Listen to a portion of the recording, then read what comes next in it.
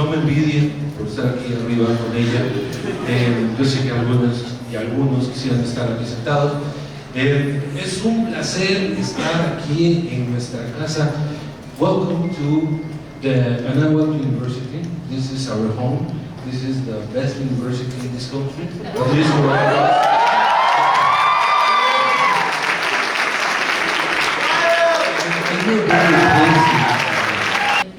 You don't know how many people they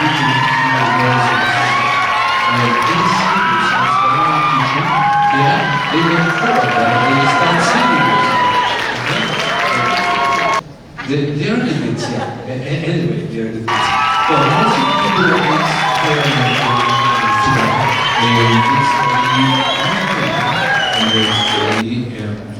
enterprises.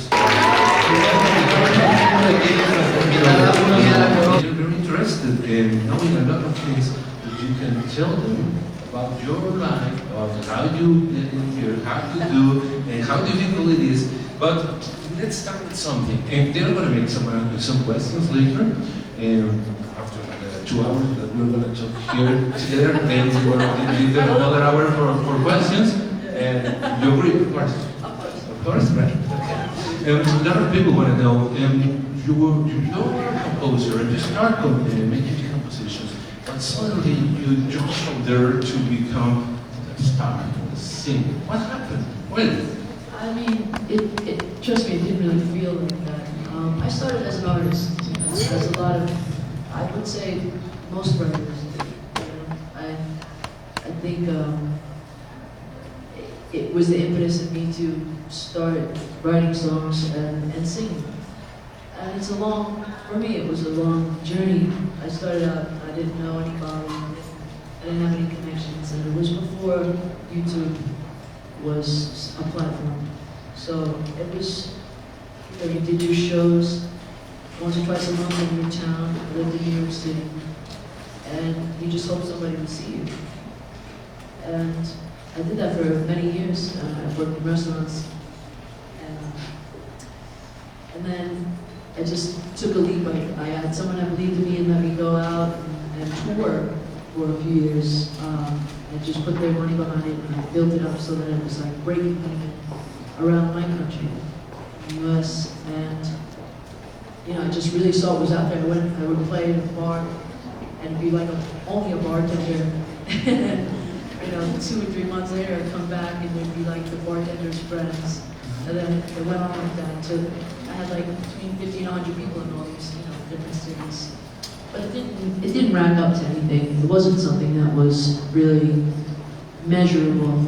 But I just kept writing songs. I think the biggest takeaway with everything I'm going to tell you was just writing songs. I think that's in anything you do.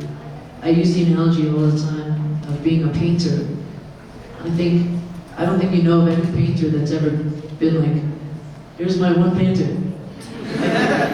Here's my 2 paintings.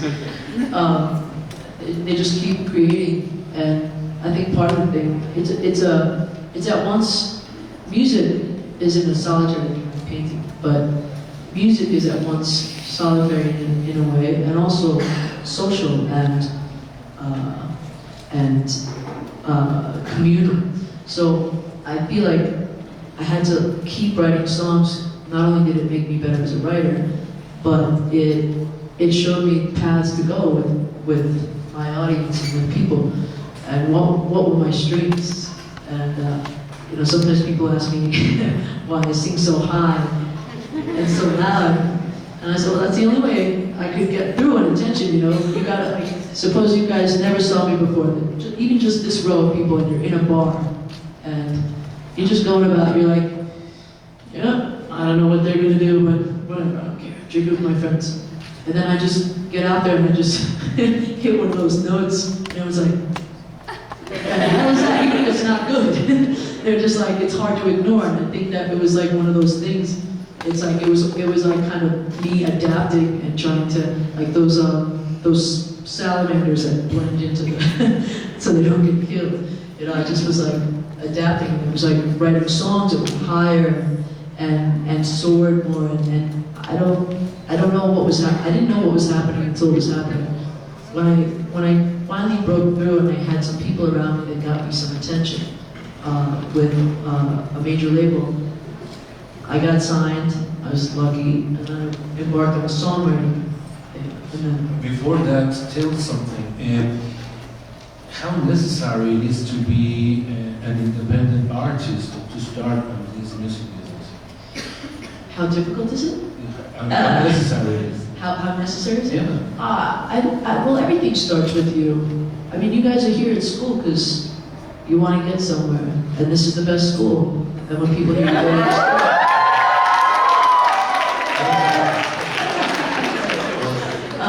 so you go to this school, and that's like, but that's just the beginning. Everyone, once it gets, that's going to get old after you get out of here. And you're like, I went to my school, and you love it, and everyone from there is like, does well. Then you got to prove yourself again. So an independent artist, you're just proving yourself over and over. Any artist is proving themselves. Any artist, even on your next record, you got to prove yourself. So I think you learn very quickly as an artist that it's just an ongoing process of more, and we live in this now very quickly digestible culture where we're just constantly inundated with things and then we want more.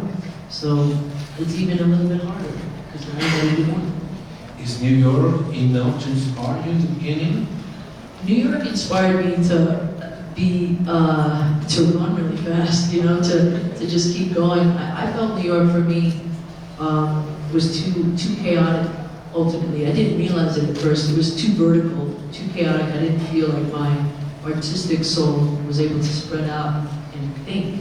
To be honest, some people don't feel that way. They get the kinetic energy and they love it, but I felt a little boxed in. Is it easier to compose and to write music when you're sad, or do you like it more when you enjoy life? It's both. I have to process it. I've written the saddest songs ever when I was just stoked. So, like, yeah. Bring the whole party down. Yeah. It depends, man.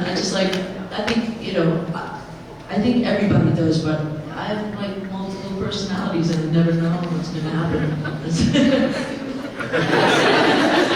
No, but truly, it's just and I just let them flow. Once you get to a major level, do the doors open easily? No, I know. it's horrible. No, it's everybody's. I've had so many scenarios. I mean, if I put it into perspective for you, I've had 7 labels. I've been on 7 deals in the States. I've had 4 major label deals and 3 record deals, and I think 5 of them I've been dropped from. So. And you could say, we were just talking in the car, you could say I've been dropped from a record label. It's like, oh, it sucks. But it really hurts, It's like getting told, hey, we thought you were something. You're not. Sorry. Sometimes they make mistakes and they let go very hard. I will tell you, as far as my favorite part of my whole story is that I was dropped from my last record label, Warner Brothers, sorry. I love people at Warner too, they're still with me or whatever, but I was dropped from Warner Brothers after the whole regime changed. All the people that believed in me were gone, and the new people invited me in, and I played them Lost on You, and I played them Muddy Waters, and I played them Strange. And I got dropped 2 or 3 weeks later. Shit happens. Don't worry. Well, you're happy right now. Yeah. You're having a lot of success with your new record label and people from. That's the thing, you gotta focus on the good, right? It's part of life. Yeah. You have to. This is life. Yeah. Talking about life, talking about music business, and you have been telling us about your record labels, independence, and things like that. And a lot of these guys are going to be sometimes on the media, others are going to be behind you, like a manager, like a broker, or things like that. How important are all these teams that work with you? Because everybody knows and see LP, and they say, wow, there's LP and she's great. And you have a team, you have a lot of people surrounding you, working with you. I have managers, my two of them are here tonight, not the three. Mark Jordan and Ian McKinley and Nick Bobetsky. And they've been with me, well, Ian and Mark have been with me for almost 10 years. And I think everything's better when it's like a family and you feel like you can trust these people with your life. You know, I'm always happy for an artist when I see that they've, you know, like someone like Bruce Springsteen who's been with this manager since the beginning. I don't even think they have paper. Did you hear that, Mark? They don't have paper. Just kidding. Yeah, and I think that there's nothing better than, because also you get to celebrate. It's like being with your friends. And my agent is very similar, same thing. How long have they been with you? My agent? Yeah. Since 2011. Okay. A lot. Yeah, long time. Everybody knows your whistles. Your whistles are more famous than any other. Where did you learn to whistle? In New York? You know, it's a kind of a private thing you do. You just like. No, but you do it. Hello. It's not unlike masturbating. No, I'm just kidding. It's just something you like work on by yourself. Because everybody whistles when they go out taking a bath. Everybody whistles. I like to whistle. I'm always, you know, when I see someone that can really sing, like in the supermarket, and they're just like singing their ass off, I'm like, okay. I get it, you can sing, you know. I don't like to sing, like just, you know, in public while I'm not performing. I like, whistling is like the thing I like when I'm shopping, I whistle. People come to you and say, hey, you're the one that sings, and start whistling to something. Sometimes people whistle at me, yeah. Okay. No, you Not like that. you have made a trademark for it.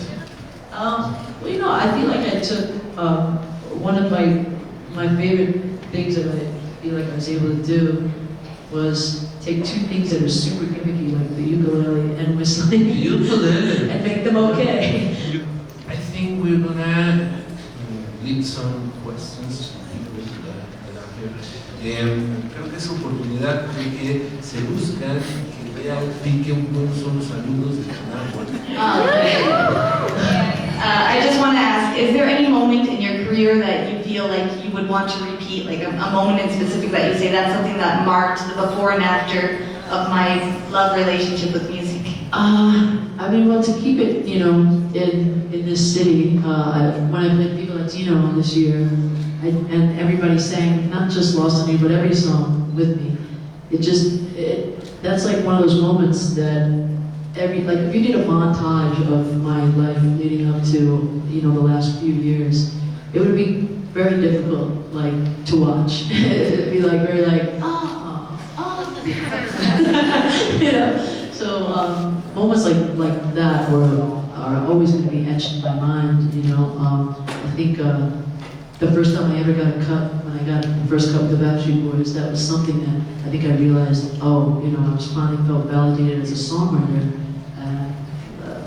There's many moments, but those are the first things that come to mind. Thank you.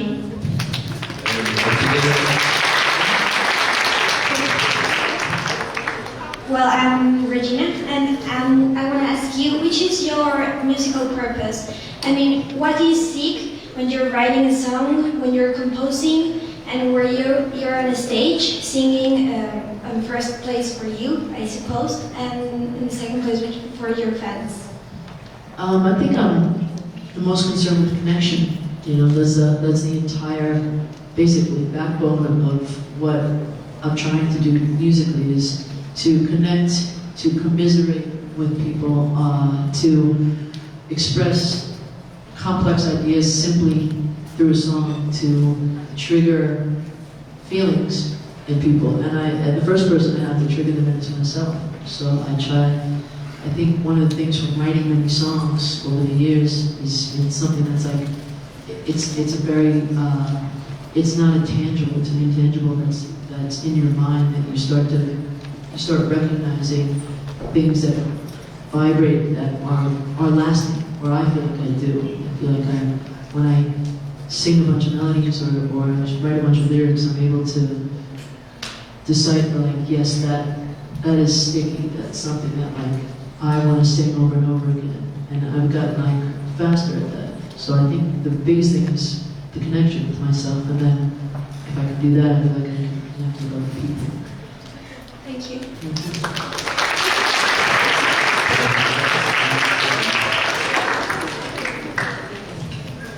Hello, I'm Fatima.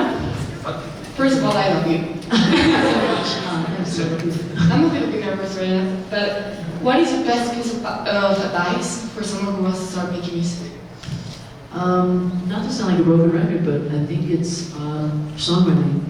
I think it's as many songs as you can write, maybe collaboration with other people to help you grow and learn, and just like anything, you know, you sit down with people and you talk about things, and you write songs with those people, and it's education. See, I feel like I got so lucky when I thought I was just going to be a writer, which was like kind of like a 2-year period, and I just did endless sessions, and it was one of the best things. It brought me back to being an artist, really, because I found myself more so when I just let go and kind of understood what other people do and how they do it, and what I liked about how I did things, and I think just constant songwriting. Thank you so much. Tenemos también algunas preguntas, vamos a, para que no digan que soy de centro, vamos a la derecha. Who would you like to collaborate that you haven't done with yet? I pretty much, I think it's more like, who wants to collaborate with me? I'm very like shy about stuff, like, you know, even like romantically, I'm like, no? Oh, you do? Oh, cool. I play poetry. Hi, my name is Gonzalo, and I'm a singer myself, and I would like to know, what do you think about, like here, for example, here in Mexico, there's this tendency, and the most popular music is like reggaeton, for example. And like, how hard is it for an artist to stay true to his or her values and like goals towards what kind of music I want to create, and how many people will like it, how much will it be listened to, and how hard is it to stay true to that? It's the hardest thing, if you want to know. It really is. It's the hardest thing to stay true to what you want to do. My opinion is that, as they say, there's nothing new under the sun, you know, but I think it's all in the combinations. If you look at any artist that you admire, I feel like you can see some of their influences maybe, but as they dial it in more, it's less influences, it's their take on things, and it's a combination. Like, you see someone like Lady Gaga or something like that, and you can see different things that have affected her in her life, but she's combined them in such a way with her music and worked on her music to an extent that it's its own thing. And I think that's the hardest part, is when you feel yourself pulling away and becoming your own thing. I used to have people come up to me and tell me the people I sounded like, and I remember for a long time, like, it was like a couple of years had gone by and no one told me I sounded like anyone for a while. And it was like, oh, maybe I got away from that. But I think it's a part of the beginning process. It's not something to be ashamed about, or something to rush, or something to be scared of. Just keep doing your thing and become this yourself and those influences. Thank you.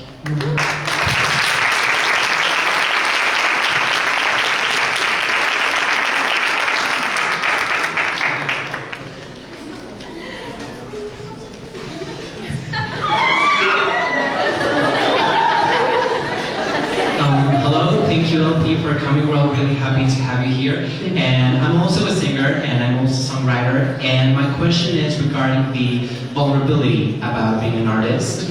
And my question is, whenever you are an artist and this case, a songwriter and a singer, you experience a certain kind of vulnerability that not many people experience. So, I mean, for starters, your friends and your family just get to hear your feelings straight away, just written down on paper and melodies and everything. And my question is, how do you feel when that level of vulnerability has reached millions of people? How do you feel about just strangers knowing your deepest feelings and how you feel? Very vulnerable. You just ultimately feel vulnerable, but it's also, it makes it worth it, of course, you know. It's one of those things that is incalculable. You can't put a price on when you feel understood. It's, you know, when you feel understood by one person, it's pretty amazing. And then, you know, to be understood by many people and to know that other people feel like that, and to know that you helped them unearth something that was bothering them and give voice to it. That's, you know, that's something to strive for, I think, and that's, you know, that's what is becomes something that is the driving force to try to get there. Thank you very much. So, Hagamos una pregunta de este lado, no del otro lado, no digan que no. Vámonos con los de acá, derecho. Una más, que nada más queda una pregunta, así es que la más eufórica. Hi, first, I'm sick. I'm sorry. Well, you used to write for other artists, and I'd like to know what's the difference between the process writing for other artists and writing your own songs? it can be different, it depends. Sometimes when I write with another artist, that's when I feel like it's the most obvious, because then I try to really, because they're right there, so I can really talk to them about what's bothering them, what's on their mind. When I'm just writing, often a lot of songs are songs that I had already that people would say that. So I try to, when I'm writing a song, I always try to be universal. Sometimes when I absolutely know a song is for me, I put more details of my life in it. It's a little bit more, specific. But when I'm writing for somebody else, I used to, once in a while, I would early on in the state of, I was writing for an artist that had just broken up with her boyfriend, and I wrote this really sad song about it, thinking like she's heartbroken. And then I wrote with her like 3 weeks later, and she was like, "No, we're friends, we're still as mutual." I was like, okay. I was like, you don't know what's going on in my head, so I just was like, usually I just try to make it as universal as I can, and then I often get more cuts for other artists when I write with them too, because then I can really get to know what they're talking about, or what's going on in their head, and I can feel. When I had to write with other people for myself, there's something that songwriters do. It's like they intuit. They're very intuitive people usually. Most songwriters, they can read you as you come in the door and kind of start guessing where you're from. It's very powerful. It's an interesting trait that I found a lot of really good songwriters have. But to answer your question, I think it's pretty the same. Just try to write melodies that feel like they would last. Can I say something else? The girl next to me, she was trying to ask you a question. So I feel guilty. So can she ask you? That's my girl right there. You are guilty. I'm terrible guilty. Thank you. I'm Anna. I'm very excited to be here. I just wanted to ask you, since you're an artist and you usually use music to express yourself and, as I mentioned, be vulnerable, share your feelings with others, I think that another way of expressing yourself also is through images, and in this case, tattoos. So I wanted to ask you if how do they help you express yourself, mainly since you have them on every day, and especially if you could share like the history of the boat in your chest, because I think it's pretty cool. Thank you. Well, tattoos, I feel like as many of you probably have them and know that like they mark times in your life sometimes. Sometimes they're just like for fun. But this ship, I always wanted to get a ship on my arm or something, and just because I'm doing like kind of a sailor thing, I feel like I'm kind of a bit of a sailor in the world, like just like, you know, bopping around the world and learning stuff and seeing stuff. And but this was after I got dropped from Warner Brothers. You know, I didn't know what was going to happen. My girlfriend of like 5 years was breaking up with me, or like wanted to be in an open relationship. Good times. And so I just was kind of like out at sea, you know, for lack of a better metaphor. And I was on my way to Russia to do a private show, which was very cool because it was keeping me sustained, giving me money. And I was just looking at Russian prison tattoos. And I saw this guy with a big ship on his chest, and I was like, I think I'm gonna do that. And I was thinking about like why, you know, like why that struck me. And I just felt like, I don't know about you guys, I'm sure you are very anxious to get to your destination, even if you know like that you're supposed to enjoy the journey. And I felt like that too. You know, I just wanted to get there. I wanted to prove myself. I wanted to make money at what I wanted to do. And but then, you know, there's someone older than me who would say like, I mean, it's about the journey, isn't it? It's like, say that to me. Like, it just really annoyed me. So, but then I just was like, I kind of got it, you know. I was like, okay, you know, I'm dropped from my label. I might have, you know, I gave it the best shot I had. I wrote these songs that I really thought were good, and it still dropped me. But I am on the way to Russia to do a private show, you know, that's paying me money to do music. I'm still going. I'm still, okay. And so I went, after the show, I had to go back to New York City, and I had it put on. It was all very fun and games and picking it out and putting the thing on, you know, the initial tracing thing. And then she started, I was like, Jesus! Oh my God, it's very, very, very painful, like the journey. And I didn't know, you know, I wasn't even on another label yet. That came like a month later. I got an indie label, and then, you know, so I didn't even think I'd ever even be on stage again. I had no idea. And then it just became this like defining tattoo of mine, which I thought was very funny because it was like it's the biggest one I have and most painful, and then it became a real trademark. So the thing is, you just never know. Just do your thing, you know. Try to keep your expectations low and your work ethic high, and I think good things will come. Thank you.